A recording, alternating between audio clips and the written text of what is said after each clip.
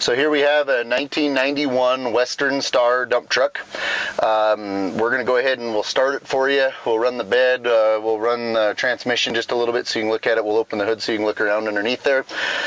Pretty decent old truck, 415,212 miles, 3406B, cat engine, 9-speed transmission.